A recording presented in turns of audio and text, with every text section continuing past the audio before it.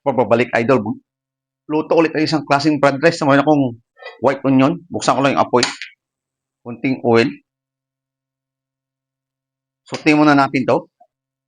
Pag lumabas na yung aroma ng white onion natin or red onion, lagay natin yung beef teriyaki natin na ulam, no? Hindi ginalaw. Ganito lang gawin nyo.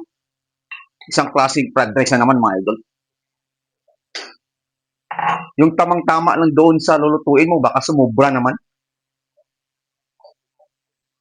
Pag okay na, saka natin lalagay yung rice. Good for 2 person.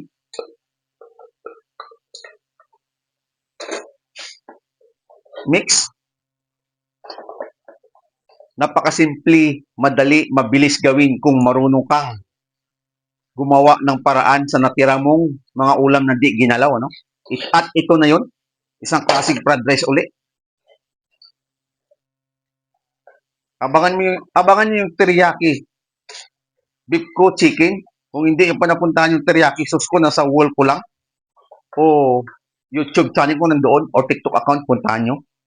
Additional tayo ng Himalayan salt. Pero adjust na yung apoy, idol, no? Kasi matabang na yung timpla niyan.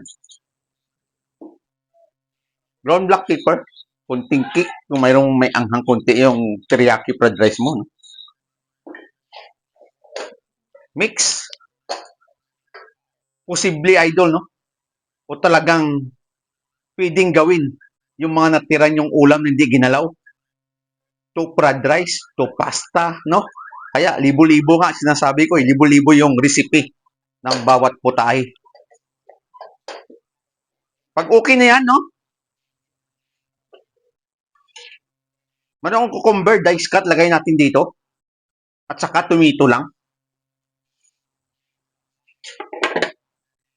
Mix natin. At ito yung isang sikreto ko sa pagluluto ng teriyaki fried rice, no? Yung tomato at saka yung cucumber combination. Crunchy lang, hindi masyadong luto. Kasi pag luto, walang crunchy ang dating niya. Bago tayo magtapos, ika nga tikman natin.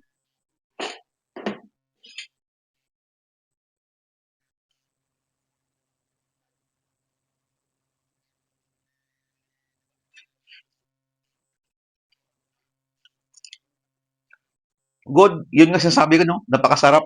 At yung lutong na nandoon.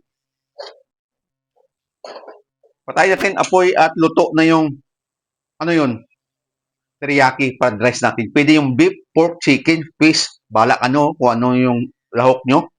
Pero ito yung style ko ng teriyaki fried rice. Bye-bye mga idol! Kainan na!